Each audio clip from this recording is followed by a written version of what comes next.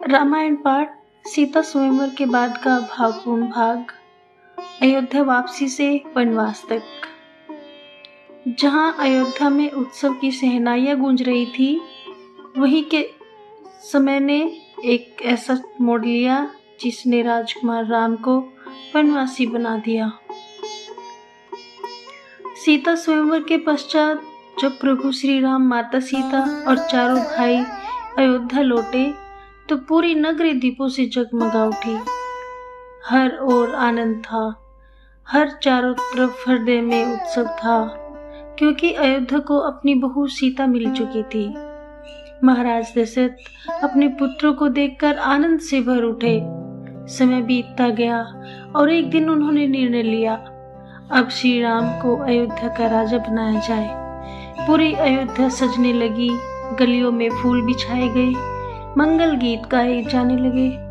परंतु नियति को कुछ और ही स्वीकार था। मंत्रा ने माता कैकेयी के मन में विष घोल दिया।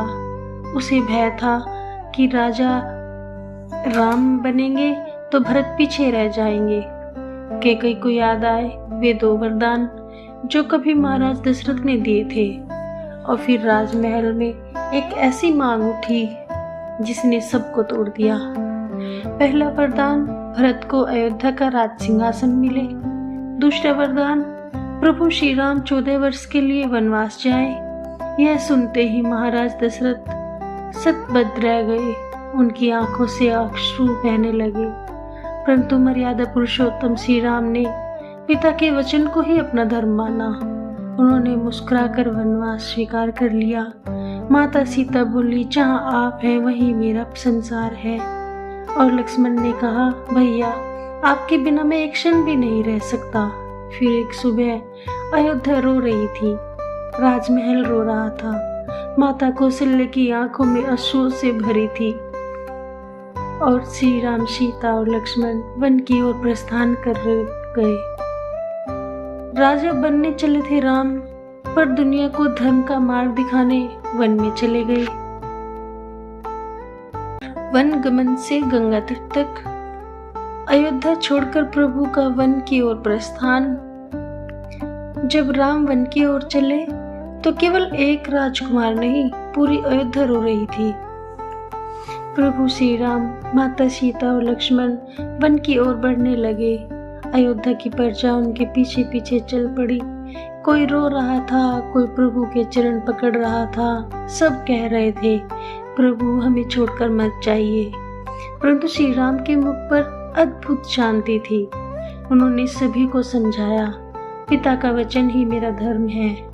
धीरे धीरे रथ आगे बढ़ता गया और अयोध्या पीछे छूटती गई। रात्रि के समय प्रभु तमसा नदी के किनारे रुके। जब सारी प्रजा सो गई तब श्री राम चुपचाप वहां से आगे बढ़ गए, ताकि किसी का मोह उनके धर्म के मार्ग से रोक न सके। आगे चलते चलते वे गंगा तट पर पहुंचे। वहां निषाद राज घुह ने प्रभु का स्वागत किया। अपने प्रिय मित्र राम को देखकर उनकी आंखें भर आई। उसने कहा, प्रभु मेरा राज्य, मेरा जीवन सब आपका है। फिर आया वह भावुक क्षण जब केवट प्रभु को गंगा पार कराने पहुंचा। केवट हाथ जोड़ करके बोला, प्रभु मैंने सुना है आपके चरणों की धूल पत्थर को भी नारी बना देती है। यदि मेरी नाव भी सुंदर स्त्री बन गई तो मेरा परिवार कैसे चलेगा। यह सुनकर माता सीता मुस्कुरा उठी और लक्ष्मण भी आश्चर्य से केवट को देखने लगे। तब केवट ने अपने हाथों से प्रभु श्री राम के चरण धोए। उस जल को उसने अपने मस्तक से लगाया। फिर अत्यंत प्रेम से प्रभु को गंगा पार कराया। गंगा पार करते समय अयोध्या की स्मृतियां पीछे छूट रही थी और वनवास का कठिन मार्ग अब प्रारंभ हो चुका था। दोस्तों, जिन चरणों को देवता तरसते हैं, आज उन्हें एक साधारण केवट ने अपने हाथों से धोया। बोलो जय श्री राम। कथा अच्छी लगी हो तो कमेंट में जय श्री राम लिखें।